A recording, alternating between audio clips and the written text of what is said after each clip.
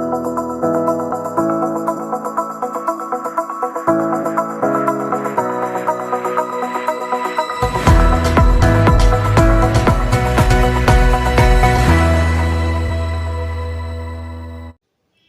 Friends, welcome to 4 star studios.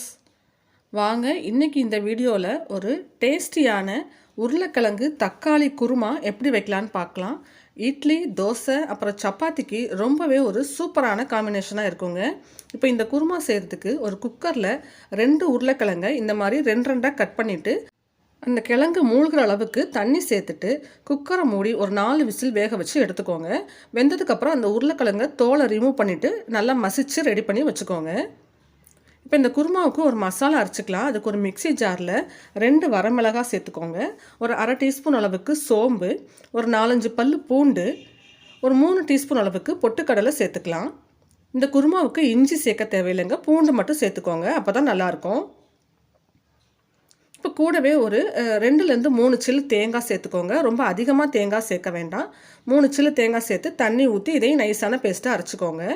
இப்போ ஒரு பாத்திரத்தில் எண்ணெய் சேர்த்து எண்ணெய் ஹீட்டான பிறகு அரை டீஸ்பூன் கடுகு, அரை டீஸ்பூன் உளுத்தம்பருப்பு, 1/4 டீஸ்பூன் சோம்பு, கொஞ்சமாக கருவேப்பிலை இதெல்லாம் சேர்த்து தாளிச்சிக்கோங்க. அதுக்கப்புறமா ஒரு பெரிய வெங்காயம், ஒரு பச்சை மிளகாய் நீல வாக்கில் கட் பண்ணிவிட்டு அதையும் சேர்த்துக்கோங்க.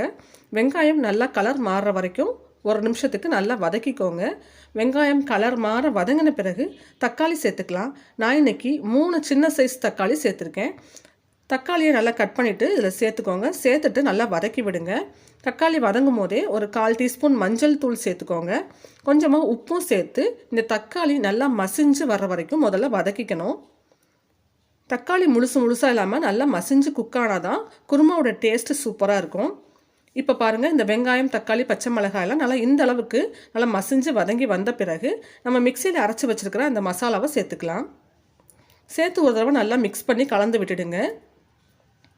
இது குருமாங்கிறதுனால கொஞ்சம் தண்ணி நம்ம எக்ஸ்ட்ராவே சேர்த்துக்கலாம். அந்த மிக்சி ஜாரில் தண்ணி சேர்த்துட்டு நான் இப்போ அதை இதில் ஆட் பண்ணிக்கிறேன். நீங்கள் உங்களுக்கு எந்த அளவு ஒரு கன்சிஸ்டன்சியில் வேணும்னு பார்த்துட்டு தண்ணி சேர்த்துக்கோங்க.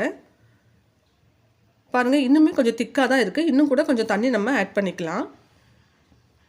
ஏன்னா இதில் வேக வச்ச உருளைக்கிழங்கும் சேர்க்கும் போது இன்னுமே நமக்கு திக்னஸ் கொடுக்கும். அதனால் நான் இன்னும் கொஞ்சம் தண்ணி சேர்த்து நல்லா மிக்ஸ் பண்ணிக்கிறேன். உப்பு செக் பண்ணி பார்த்துக்கோங்க. குருமாவுக்கு தேவையான உப்பை நம்ம இப்போ ஆட் பண்ணிக்கலாம். உப்பு சேர்த்து நல்லா கலந்து விட்டுடுங்க. குருமா கொதி வர ஆரம்பிக்கட்டும். இப்போ பாருங்கள், கொதி வர ஸ்டார்ட் ஆகும்போது நம்ம வேக வச்சுருக்கிற உருளைக்கிழங்கை தோலை உரிச்சிட்டு இந்த மாதிரி 1-2 மசிச்சுட்டு அதை சேர்த்துக்கோங்க. சேர்த்து நல்லா கலந்து விட்டுடலாம். இதுக்கப்புறமா இந்த மாதிரி ஓப்பன் பேன்லேயே வச்சு இதை ஒரு 3-4 நிமிஷத்துக்கு நல்லா கொதிக்க வச்சுக்கோங்க.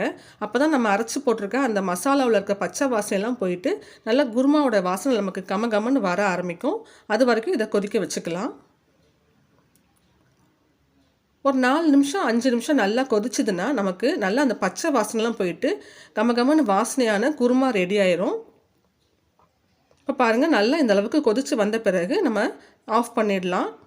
டேஸ்டியான உருளைக்கிழங்கு தக்காளி குருமா ரெடி ஆயிடுச்சு. இட்லி கூட, தோசை கூட, அப்புறம் சப்பாத்தியோட ரொம்பவே ஒரு சூப்பரான காம்பினேஷனாக இருக்கும். ட்ரை பண்ணி பாருங்கள். இந்த வீடியோ உங்களுக்கு பிடிச்சிருந்தா லைக் பண்ணுங்கள், ஷேர் பண்ணுங்கள். நம்ம சேனல் 4 ஸ்டார் ஸ்டுடியோஸை சப்ஸ்கிரைப் பண்ணி வச்சுக்கோங்க. Thanks for watching.